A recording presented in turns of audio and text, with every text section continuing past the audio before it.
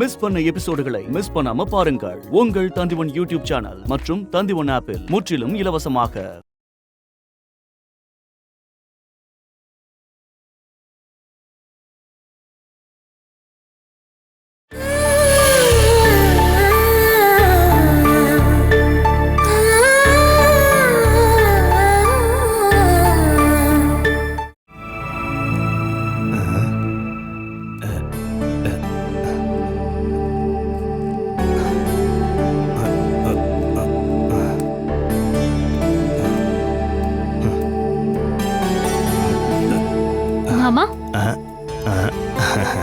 என்ன நீ கொண்டு வந்திருக்க? பாலா எங்க? ரூம் கூட்டி க்ளீன் பண்ண போயிருக்கா. அப்படின்னா நீ அவளுக்கு போய் உதவி செய்யலாமா? எனக்கு அந்த வேலையெல்லாம் பண்ணி பழக்கம் இல்ல மாமா. உங்களுக்கு நான் தான் டீ போட்டேன். எப்படி இருக்கு? நல்லா இருக்குமா? நல்லா இருக்கா? அப்ப என்னோட வீட்டுக்காரருக்கும் இந்த டீ போட்டு கொடுக்கலாம் இல்லையா? அப்படின்னா நீ எனக்கு கொடுத்து டெஸ்ட் பண்ணி பாத்தியா? மாமா நீங்க எந்த குறையும் சொல்ல மாட்டீங்கல்ல. நல்லா இருக்கு தானே? நல்லா இருக்கு. ஆனா இது இப்படியே தொடராம இருக்கிறது தான் நல்லது. எங்க எல்லாருக்கும் பிளாக் டீ தான் பிடிக்குமா? ஒரு வீட்ல இருக்கிறவங்களுக்கு என்ன பிடிக்கும்னா வீட்டு தலைவனுக்கு என்ன பிடிக்கணுமோ அதுதான். ஆனா உண்மையை சொல்ல போனா இந்த வீட்ல இருக்கிறவங்களுக்கு சரக்கு தான் பிடிக்கும். ஒருவேளை பிளாக் டீயோ அந்த கலர்ல இருக்கிறதுனால தான் அவங்களுக்கு பிடிக்குதுன்னு நினைக்கிறேன்.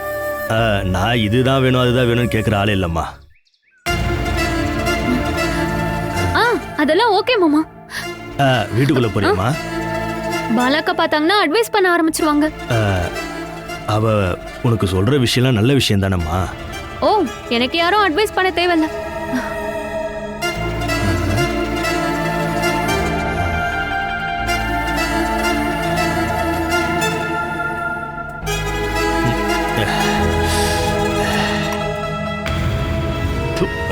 அவ ஏன் மாமா இப்படி ஓடுறா? சுமேஷ் இவகிட்ட காட்டுற அன்பு பாசம் எல்லாமே அவ உண்மைன்னு நம்பிக்கிட்டு இருக்காம்மா. என்னால சொல்ல முடிஞ்ச அளவுக்கு நான் சொல்லி பார்த்துட்டேன் மாமா. இது சொர்க்கம்னு சொல்லி அவ முடிவெடுக்கும் போது நம்மளால என்ன பண்ண முடியும்? நான் என்ன நினைக்கிறேன்னா உங்க அப்பாவை ஏமாத்திட்டு ஆஷாவோட அப்பா சசிதரன் பல லட்சங்களை சம்பாரிச்சிட்டாருன்னு அதுக்கப்புறம் நீங்க வீடு சொத்து ஃபேக்டரின்னு எல்லாத்தையும் வித்துட்டு எல்லாரும் வாடகை வீட்டுக்கு போயிட்டீங்க. உங்களை ஏமாத்திட்டு சம்பாதிச்ச சொத்தை எல்லாத்தையும் அவர் யாருக்கு சேர்த்து வச்சாரு? இந்த ஒரே ஒரு பொண்ணுக்காக தான். எல்லாம் அவ எதிர்காலம் நல்லா இருக்கணுன்றதுக்காக தான். ஆனா இப்ப அவன் நிலைமை என்னாச்சு? எல்லாம் இன்னொருத்தங்கிட்ட வந்துருச்சுல்ல. இதெல்லாம் மற்றவங்களை ஏமாத்தி வாங்கினதுக்கு ஒரு பாடமா இருக்கணுமா? அப்பா அம்மா செய்யற தப்பு குற்றத்துக்கான பலனை பசங்க தான் அனுபவிக்கணுமா? அவங்களுக்கு உண்டான தண்டனையை கடவுள் அவங்களுக்கே கொடுக்க மாட்டாரா என்ன? இதெல்லாம் கடவுள் சொல்லித்தர ஒரு பாடம் தாம்மா. அப்பா அம்மா செய்யற நல்ல பலன்கள் எல்லாமே எந்த பிரச்சனையும் இல்லாம பசங்க கை நீட்டி வாங்கிக்குவாங்க. அந்த மாதிரி தான் கெட்ட பலன்களும். கை நீட்டி வாங்காம போனா அந்த கடவுள் திரும்ப நம்ம கைக்கே வர வச்சிருவாரு. அதெல்லாம் அனுபவிச்சு தாமா ஆகணும்.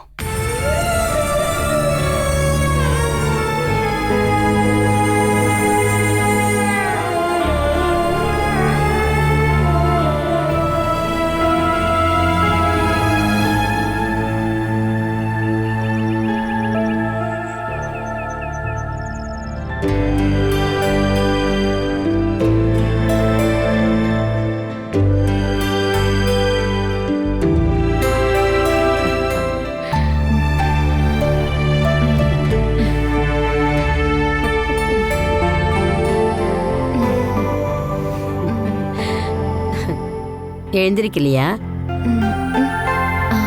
ஆர்கே எங்க? அவன் மாடியில எக்ஸசைஸ் பண்ணிக்கிட்டு இருக்கான். பாத்து. ரொம்ப லேட் ஆயிடுச்சா என்ன? தூங்குனா இன்னும் கொஞ்ச நேரம் படுத்து தூங்கு.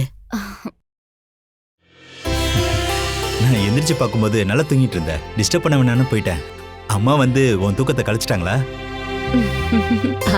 அவன் நல்லா தூங்கட்டுன்னு தான் எழுப்பாம இருந்தேன். அவளே முழிச்சிட்டா.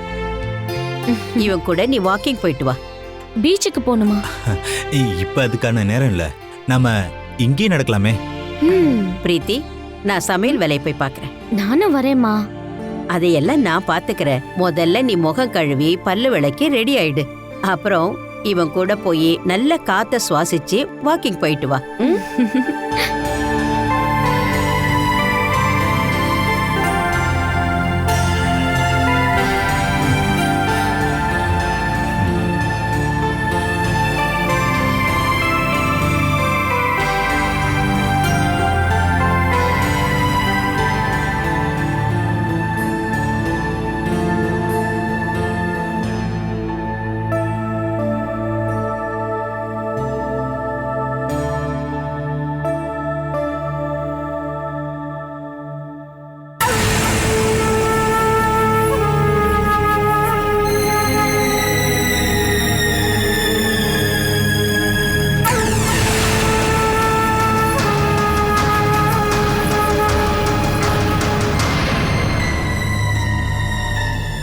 பாலா, ஏய்,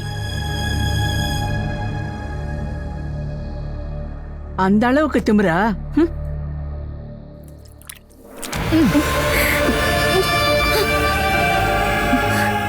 என்னடி தூங்கிட்டு இருக்க? மூஞ்சில வெயில் அடிக்குது, அது கூட தெரியலையா?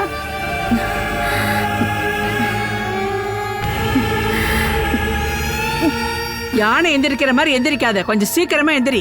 அதனால உன் கர்ப்பம் ஒன்றும் கலைஞ்சு போயிடாது. ஓ, உடம்பு சரியில்லைன்னு டிராமா போடாத. நான் 3 குழந்தைங்கள பெற்றிருக்கேன். நான் பிரசவம் முடிஞ்சு வீட்டுக்கு வந்த உடனே எல்லா வேலையும் பார்க்க ஆரம்பிச்சிட்டேன். ஆனா நீ இப்ப பண்றத பார்க்கும்போது கர்ப்பங்கிறதே ஒரு நோயா இருக்குமோன்னு நினைப்பாங்க. உங்களுக்கு இப்ப என்னதான் வேணும்? இத பாரு, இந்த தைலத்தை கையில தடவி விடு. ஐயோ, பாத்ரூம்ல நான் தவறி விழுந்துட்டேன், கையில அடிபட்டுருச்சு. ஐயோ. அனில் அக்கா கிட்ட சொல்லி தேய்ச்சி விட சொல்லுங்க. எனக்கு ஏற்கனவே தலை சுத்திக்கிட்டு இருக்கு. அவ வேற வேலை பார்த்துட்டு இருக்கா. அப்படின்னு ஆஷாவை கூப்பிடுங்க. அவ நல்லா தூங்கிட்டு இருக்கா. இத மட்டும் நீ பண்ணா போதும். இந்த அந்த புடி இந்தா. இதோ இங்கதான். இங்க கொஞ்சம் தேய்ச்சி விடு. ரொம்ப வலிக்குது. அப்பா, ஏண்டி இதோ இங்க இங்க இந்த இடத்துல இத பாரு. நல்லா அழுத்து தேயு, நல்லா அழுத்து. நல்லா அழுத்தி தேடி.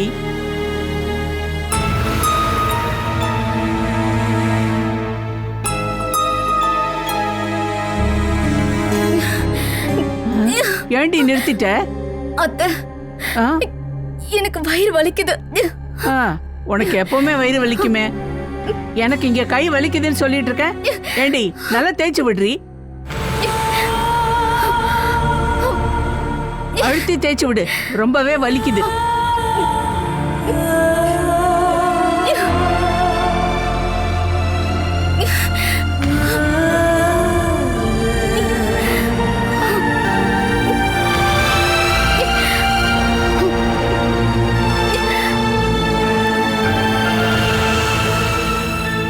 நாம இந்த மாதிரி கைய புடிச்சிட்டு நடக்கும்போது இந்த உலகத்துல நாம மட்டும்தான் இருக்கிற மாதிரி தோணுதுங்க.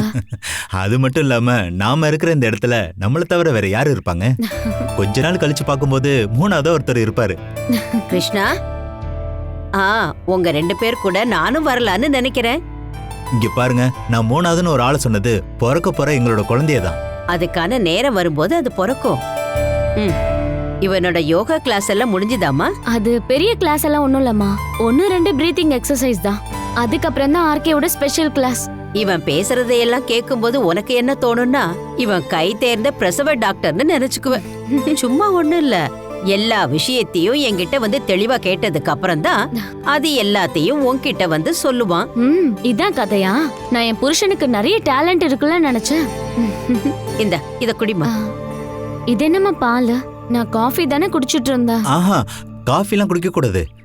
காஃபில இருக்கிற கஃபைன் வயித்துல இருக்கிற குழந்தைக்கு ஆரோக்கியத்தை கெடுத்துரும். இதுவும் நான் சொல்லி கொடுத்ததுதான். நல்ல விஷயமா நான் எது சொன்னாலும் அந்த கிரெடிட் எல்லாம் எங்க அம்மாவுக்கு தான். ரொம்ப பெருமைப்பட்டுக்காத. சீக்கிரம் குளிச்சு கிளம்பி இங்கிருந்து போற வழிய பாரு. சரி. நான் இப்படி கிருஷ்ணா கிட்ட பேசுறது உனக்கு கோபம் வருதம்மா? மனசுக்குள்ள எந்த வஞ்சகமும் இல்லாம பாசம் வச்சிருக்க நீங்க என்ன சொன்னாலும் அத நினைச்சு நான் எப்பவும் கவலைப்பட்டதே இல்ல. கல்யாணம் ஆன நாள்ல இருந்து உன்கிட்ட எந்த தவறையும் பார்க்காததுனால ஒவ்வொரு விஷயத்திலயும் அவனை குற்றம் சொல்லிக்கிட்டு இருக்கேன். இந்த வீட்டோட மருமகன்ற முறையில நிறையவே தப்பு பண்ணிருக்கேன்னு எனக்கு நல்லா தெரியும். அது எல்லாமே உங்களோட கண்ணுக்கு ஏன் தெரியாம இருக்குன்னா, நீங்க எனக்கு ஒரு மாமியாரா இல்ல, மனசு நிறைய பாசம் வச்சிருக்க ஒரு அம்மாங்கிற முறையில நீங்க என்ன பாத்துக்கிறீங்க. உண்மைய சொல்லு, நீ என்ன உன் அம்மாவா தானே பாக்குற? ஒருவேளை என் அம்மாவா இருந்தா கூட இந்த அளவுக்கு பாசம் காட்டியிருப்பாங்களான்னு தெரியல. நீங்க தான் இப்ப எனக்கு ஒரு ரோல் மாடல்.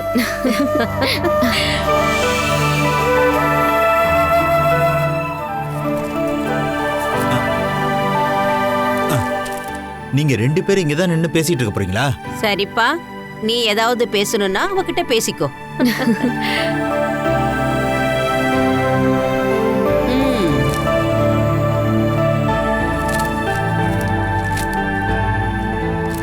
நீ கொஞ்சம் ஃப்ரீயா இருக்கணும்ன்றதுக்காக தான் கொஞ்ச நேரம் அம்மா உங்க கூட பேச வச்சேன். ஆர்கே என்கிட்ட ஏதாவது சொல்லணும்னு நினைக்கிறாரா என்ன? சூரஜோட விஷயம்தான். முதல்ல நான் என்ன நினைச்சேன்னா, உங்ககிட்ட சொல்லாமலேயே இந்த பிரச்சனையை நானே ஹேண்டில் பண்ண நினைச்சேன். அப்புறம் வேணான்னு முடிவு பண்ணிட்டேன். அதனால தான் உங்ககிட்ட சொல்லான்னு முடிவு பண்ணிட்டேன். சமையலி சம்மந்தப்பட்ட ஃபுல் டீட்டெயிலும் கிடச்சிருச்சு. நம்ம நேற்று போகும்போது ஹாஸ்பிட்டலில் அவ கூட ஒரு பையன் இருந்தான்ல, அது சமையலியோட பையன்தான்.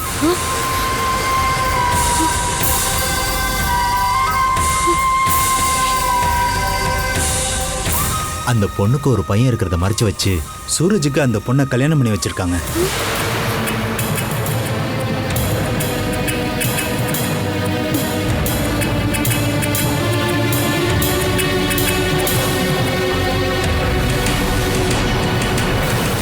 ஏன் சூரஜ் என்ன இதை எப்படி ஏத்துப்பாரு?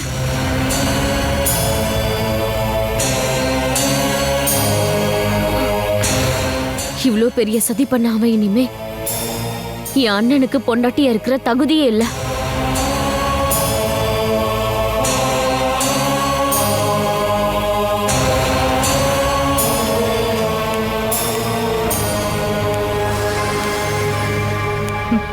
நான் உங்களுக்கு ஏதாவது ஹெல்ப் பண்ணட்டுமா அத்தை?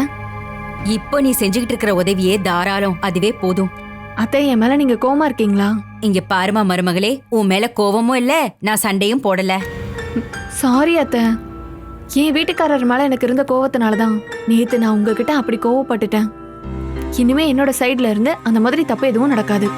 அத்தை, நீங்க வேணா என்ன அடிச்சுக்கோங்க, ஆனா என் மேல கோவமா இருக்காதீங்க. எனக்கு உன்னோட குணமும் சுபாவமும் தெரிஞ்சதுனால உன் மேல எனக்கு எந்த கோவமும் இல்ல. நான் கட் பண்றேன். என்ன சமாதானப்படுத்துறதுக்குலாம் நீ இதெல்லாம் செய்ய வேண்டாம், இதெல்லாம் நான் பாத்துக்கிறேன். அப்படி இல்ல அத்தை, இன்னில இருந்து எல்லா விஷயத்துலயும் நான் உங்களுக்கு ஹெல்ப் பண்ண தான் போறேன். நீ என் கூட இல்லனாலும் உன்னோட எல்லா வேலைகளுக்கும் நான் ஹெல்ப் பண்றேன். அப்புறம் உன் கோவத்தை கொஞ்சம் குறைச்சுக்கோ, அது வயித்துல இருக்கிற குழந்தைய பாதிக்கும். இனிமே அந்த மாதிரி எதுவுமே நடக்காது. என்னோட எல்லா பிரச்சனையும் நாளைக்கே தீர போகுது. ஓஹோ, அதெல்லாம் யாருக்கிட்ட போய் சொல்ல போற? எனக்கு ஒரு குழந்தை பிறக்க போகுதுல்ல, அதுக்கு முன்னாடி நல்ல ஒரு சைக்காட்டிஸ்ட் கிட்ட கன்சல்ட் பண்ணலான் இருக்கேன். அதுக்கான அவசியம் எல்லாம் உனக்கு எதுவும் இல்ல. பிறக்க போற குழந்தைய பத்தி நீ நல்ல நல்ல கனவுகள் கண்டா மட்டுமே போதும். அதுக்கு நேரம் கிடைக்கணும்ல. அப்படின்னா அவங்க அப்பா கிட்ட சொல்லி அவங்க கிட்ட பேச சொல்ற, அவர் சொன்னா கேப்பான். என் வீட்டுக்காரர் இப்பவும் அவர் அப்பா பையன் தான் போல. இப்படிப்பட்ட ஒரு பையன் பிறந்ததுக்கு நீங்க புண்ணியம் பண்ணிருக்கணும். அவ மட்டும் இல்ல, நீயும் இந்த வீட்டோட புண்ணியம் தாமா.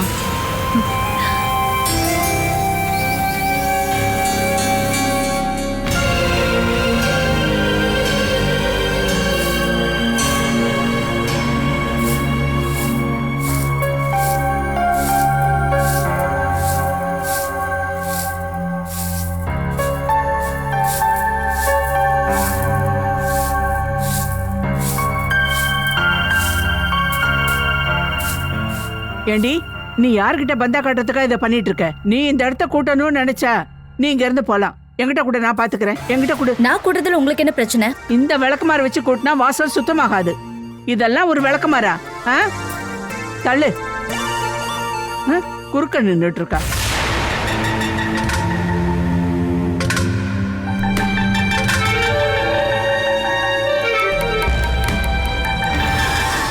இத பார், இந்தா இப்படிப்பட்ட சின்ன விளக்கமரம் வச்சுதான் கர்ப்பிணிகள் வீட்டை கூட்டணும். நான் சொல்லித்தரேன், பாத்துக்கோ. இதோ இப்படிதான் பாத்துக்கோ. என்ன நீ என்னடானா இடுப்ப ஆடாம அசையாம அப்படியே வச்சுக்கிட்டு நின்னுகிட்டே கூட்டக்கூடாது. இந்த பிடிச்சுக்கோ. நல்லா குனிஞ்சு கூட்டு. இப்படி குனிஞ்சு நிமிந்து வேலை செஞ்சாதான் உடம்புல ஒரு தெம்பு கிடைக்கும். இல்லைன்னா ஆடாம அசையாம அப்படியே சாப்பிட்டுட்டு தூங்கிட்டு இருந்தானா அப்புறம் ஆஸ்பத்திரிக்கு போய் குழந்தைய அறுத்துதான் எடுக்க வேண்டியிருக்கும். பாலாக்கா இங்க தேவையை விட அதிகமா வேலை செய்யறாங்க. சுகப்பிரசவத்துக்காக இப்படி குனிஞ்சு நிமிந்தா அதிகமா வேலை செய்ய தேவையில்ல. சின்ன சின்ன எக்ஸசைஸ் மட்டும் பண்ணா போதும். அதுல இருக்கிற சின்ன எக்ஸசைஸ்ல இதுவும் ஒண்ணு. அப்படியா? ராகிங் மாதிரி இருக்கு நீங்க பண்றதெல்லாம் பார்த்தா. பாலாக்கா அத கீழே போட்டுட்டு உள்ள வாங்க. அப்படின்னா நீங்க கூட்டி விடு. இதெல்லாம் நீங்க பண்ற வேலை மட்டும்தான். நீ எனக்கு பாடம் எடுக்கிறதுக்காக வந்திருக்கியா? சண்டை போடாதீங்க, நீங்க 2 பேரும் உள்ள போங்க, இதெல்லாம் நான் பாத்துக்கிறேன். நீ இந்த இடத்த பூரா நல்லா கூட்டி சுத்தம் பண்ணிட்டு அதுக்கப்புறம் உள்ள வந்தா போதும். ஒருவேளை இவ சொன்னதை கேட்டு நீ உள்ள வந்தேன்னா உனக்கு கஞ்சி தண்ணி கூட கொடுக்க மாட்டேன். எனக்கு பிடிக்காதது பண்ணா கண்டிப்பா நான் கேட்பேன். அதெல்லாம் உன் வீட்டுல போய் எதிர்த்தா அது போதும். மாமியாருங்கிற மரியாதை கொஞ்சம் கூட இல்ல. நீ வந்த நாள்ல இருந்து என்ன நீ ரொம்பவே மிரட்டிட்டு இருக்க. நீ எவ்வளவு பெரிய ஆளோட மகளா இருந்தாலும் என்கிட்ட இப்படி எல்லாம் பேசிட்டு இருந்தா நான் உன்னை சும்மா விட மாட்டேன். அத்தை நீங்க சத்தம் போடாம உள்ள போறீங்களா? எனக்கெல்லாம் யாரும் அட்வைஸ் பண்ண வர வேண்டாம். ஏய், மரியாதையா நான் சொல்றத கேட்கலன்னா கழுத்து பிடிச்சு வெளியே தள்ளிடுவேன். எதுக்கு ஆஷா கிட்ட சண்டை போட்டுட்டு இருக்கீங்க? என்ன பிரச்சனை ஆஷா? நான் எந்த பிரச்சனையும் பண்ணல. அத்தை தேவையில்லாம என்கிட்ட சண்டை போடுறாங்க. இங்க பாருமா, நான் உங்ககிட்ட ஒரு விஷயம் சொல்லிக்கிறேன். நீங்க சொல்றதெல்லாம் கேட்கறதுக்கு நான் ஒன்னும் இவளை கட்டிட்டு வரல. அதனால என்ன நடந்தாலும் என் பொண்டாட்டியை நீங்க தேவையில்லாம பேசக்கூடாது.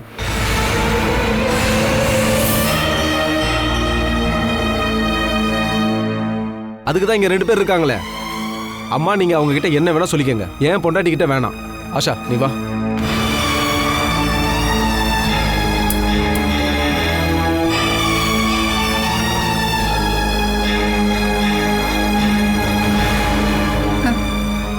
ஜெகதம்மா அப்படிங்கிற இந்த வீட்டோட சர்வ அதிகாரம் எங்க போச்சு? உங்க முன்னாடி இப்படி நின்று பேசிட்டு போறது யாருன்னு தெரியும்ல? அவரை நீங்க பெத்த பையன் தானே? பேசாம ஒதுங்கி நில்லுடான்னு சொல்லி அவன் கணத்திலேயே ஒரு அறை அறியாம விட்டீங்க. பையன் இப்பவே மிரட்ட ஆரம்பிச்சிட்டான்ல. இனிமே நீங்க அவன்கிட்டயும் அவன் பொண்டாட்டிக்கிட்டயும் பார்த்துதான் பேசணும். இல்லைன்னா எந்த நேரம் வேணாலும் உங்க பையனோட கை உங்க கணத்துல விடும். முன் ஜென்மத்துல இருக்கிற எதிரிங்க சில பேருக்கு பையனா பிறக்க வாய்ப்பு இருக்கு அப்படின்னு நினைச்சு இப்ப நீங்க சந்தோஷமா இருங்க.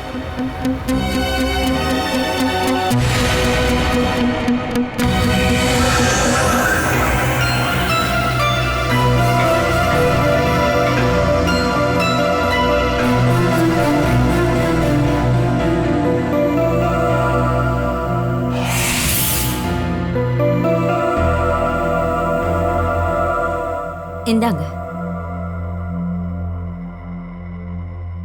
என்னங்க, சமேலி நாம நினைச்ச மாதிரி பிடிவாதக்காரிலாம் இல்லைங்க. சில சமயம் குழந்தைங்க மாதிரி கோவப்படுறாளே தவிர அவ பாவங்க. சில நேரங்களில் நீ என்ன சொல்லிருக்க? அவ பண்றதெல்லாம் சகிச்சுக்க முடியல, அவ வீட்டுக்கு போனா போதுன்னு சொல்லிருக்க. ஆனா நீ இப்ப பாவம்னு சொல்ற. முதல்ல இது 2ல எது உண்மைன்னு தெளிவா சொல்லு. இனிமே சொல்றதுக்கு ஒண்ணும் இல்லைங்க. இனிமே அவ வீட்டை விட்டு போக மாட்டா. அவளை பாத்துக்க வேண்டிய எல்லா பொறுப்பும் என்னோடது. பிரசவத்துக்காக பிரீத்தி வரும்போது எனக்கு என்ன தோணுதுன்னா, மகேஸ்வரி அம்மா அவளை இங்க விட மாட்டாங்கன்னு தான் தோணுது. ஏன்னா அவங்க 2 பேரும் அவ்வளவு அந்யோன்யமா இருக்காங்க. சூரஜ் சமீலிய கல்யாணம் பண்ணிட்டு வரும்போது நீங்க 2 பேரும் இப்படிதானே இருந்தீங்க. ஆனாலும் இப்பவும் நாங்க அப்படிதானங்க இருக்கோம். அத்தை, நான் உங்க மனச கஷ்டப்படுற மாதிரி பேசியிருந்தாலோ திட்டி இருந்தாலோ என்ன மன்னிச்சிடுங்கன்னு சொன்னா. அதுக்கப்புறம் நீ மன்னிச்சிட்டியா? அவளும் நம்ம குடும்பத்துல இப்போ ஒரு ஆளாதானங்க இருக்கா. நாம இப்ப பேரன் பேத்திய கொஞ்சற கட்டத்துல இருக்கோம். நான் எப்படிங்க அவளை மன்னிக்காம இருக்க முடியும்? நானும் இப்ப அதான் யோசிக்கிறேன். என்னோட பரம்பரையில எனக்கு அப்புறம் அவன் தான். என்னை பொறுத்த வரைக்கும் நம்ம பரம்பரையை நிலைநிறுத்துறதுக்கு அவன் ஒருத்தன் தான். அவனுக்கு ஒரு குழந்தை பிறக்க போதுன்னு நினைக்கும் போது ரொம்ப அதிகமா சந்தோஷப்படுறது நான் தான். இங்க பிறக்க போறது குழந்தை மட்டும் இல்ல, நம்மளோட பரம்பரைய அடுத்த ஸ்டெப்புக்கு கொண்டு போற போராளி அவன். ஏங்க, உங்களுக்கு சமேலி மேல இருந்த கோவலாம் போயிடுச்சா? அவ கர்ப்பமா இருக்கன்னு தெரிஞ்ச உடனே நான் எல்லாத்தையும் மறந்துட்டேன். அவளும் நம்ம மகதானம்மா. நம்மளுடைய எதிர்காலத்தை தான் இப்ப அவ வயத்துல சுமந்துட்டு இருக்கான். அந்த சந்தோஷம் தாம்மா எனக்கு. இப்ப அவளோட விஷயத்துல நீ கொஞ்சம் அக்கறையாவே இருக்கணும். அவளுக்கு எந்த குறையும் வராம பாத்துக்க. அவ எப்பவுமே சந்தோஷமா இருக்கணும். இதுக்கப்புறம் சமிலி ஏதாவது கோவப்பட்டு உங்ககிட்ட பேசிட்டான்னா நீ அதை பெருசா எடுத்துக்க கூடாது. அது சரி. அப்போ நீங்களும் மாறிட்டீங்களா? இனிமே நம்ம வீட்டுல நீ வேற நான் வேறன்னு சொல்லக்கூடாது. நம்முடைய வீட்டுல இனிமே ஒரே பாசம்தான், இதய பாசம்.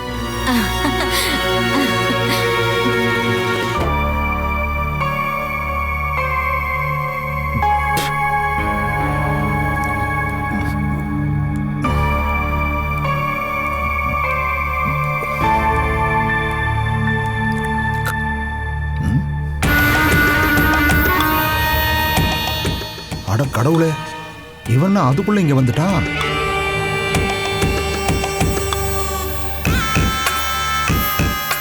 ஏய் வேணு, நீ என்னடா ஃப்ளைட்லயே வந்த? நீங்க சொன்ன உடனே அங்கிருந்து கிளம்பிட்டேன். நான் அவனை பார்த்து 2 அடி அடிக்கணும். அப்புறம் அந்த ஏழை பொண்ணையும் இங்கிருந்து அடிச்சு துரத்தி விட போறேன். டேய் வேணு, கொஞ்சம் இருடா. அவன் ஒன்றும் ஏழைப்பட்ட பொண்ணு கிடையாது. அவங்க அப்பா ஒரு ஃபைனான்சியர். அவர்கிட்ட நிறைய பணம் இருக்கு. அந்த ஆள் ஒரு பிளேடா இருந்தா நான் ஒரு அருவா. நம்ம குடும்ப மானத்தை வாங்குறவ எவ்வளவு இருந்தாலும் இங்க இருக்க கூடாது. ஒரு நிமிஷம்டா. நான் தான் உன்னை இங்க வர வச்சேன்னு நீ யாருடையும் தயவு செஞ்சு சொல்லிடாதடா. அது தெரிஞ்சா என்ன பிரச்சனை? இந்த விஷயத்த சொல்லி நான் சுமேஷ் கையால நிறைய சரக்கு வாங்கி அடிச்சிட்டேன்டா. இப்பதானே தெரியுது அவனுக்கு இந்த அளவுக்கு தைரியம் கொடுத்தது யாருன்னு. ஓ, காதலிச்ச பொண்ணை கல்யாணம் பண்றது அப்படின்னு அது கஷ்டமான வேலையா என்ன? ஏய், காதலிச்சு கல்யாணம் பண்ணாம விட்டா தாண்டா அது தப்பு. அவன் அவளை கல்யாணம் பண்ணி கூட்டிட்டு வரும்போதே நீங்க அடிச்சு அவளை வெளியே துரத்திருக்க வேண்டியதானே? இங்க பாரு, நீ என்ன அடிக்கலன்னா நான் உங்ககிட்ட ஒரு விஷயம் சொல்றேன். இந்த சுமேஷும் ஆஷாவும் ரெஜிஸ்டர் மேரேஜ் பண்ணிக்கிட்டதுக்கு முத கையெழுத்து நான் தான் போட்டேன். சரிதான். உனக்கு எவனாவது ஓசில சரக்கு வாங்கி கொடுத்த போதுமே எதா இருந்தாலும் நீ பண்ணிடுவியே. எல்லா சம்மந்தமும் முடிஞ்சு போச்சுன்னு சுமேஷ் அந்த பொண்ணு இங்கிருந்து துரத்தி விட்டாதான் அவனுக்கு நல்லது. இல்லைன்னா அவளோட சேர்த்து அவனையும் அனுப்பி வச்சிருவேன். இங்க பாரு, இப்ப அவங்கள வெளியே அனுப்பவே முடியாது. நான் ஒரு முடிவு எடுத்து அதை கண்டிப்பா நடத்துவேன். நீ முடிவெடுத்தா சில நேரம் நடக்கத்தான் செய்யும். ஆனா இப்ப அது கண்டிப்பா முடியாது. அது ஏன்? அவங்க இப்ப இங்க இல்ல, அதான் சொல்றேன். அவங்க 2 பேரும் துணிமணி எடுக்கிறதுக்காக வெளியே போயிருக்காங்க. அவளை கூட்டிக்கிட்டு திரும்ப இங்க வருவான்ல, அப்ப பாத்துக்கிறேன் அவனை.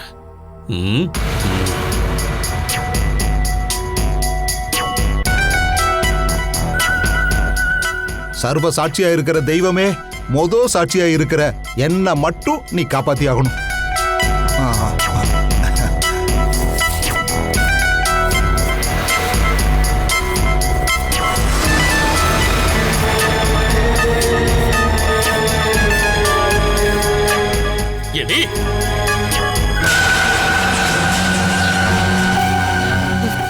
சுமேஷ் ஒருத்தி கல்யாணம் பண்ணி கூட்டிட்டு வந்த விஷயத்தை நீ எனக்கு போன் பண்ணி சொல்ல முடியாதா?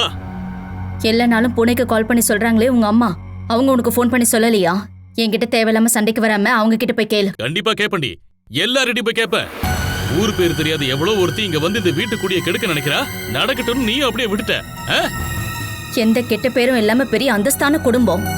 ஆனா இங்க கல்யாணம் பண்ணிட்டு வந்த பொண்ணுங்களால மட்டும் உங்க அந்தஸ்து கெட்டு போச்சு. அந்தஸ்து கெட்டது இங்க வந்ததுனால இல்ல, அந்தஸ்து இல்லாத குடும்பத்துல பிறந்ததுனாலதான். டேய் வேணு. ஓ, நீயும் வந்துட்டியா? முதல்ல இவகிட்ட பேசிட்டு அப்புறம் உங்ககிட்ட வரேன். நீ இவகிட்ட சண்டை போடுறதுல ஒரு பிரயோஜனமும் இல்ல. சுமேஷ் கூட்டிட்டு வந்த பொண்ணு வேற யாரோ இல்ல, இவளோட சொந்தக்காரி தான்.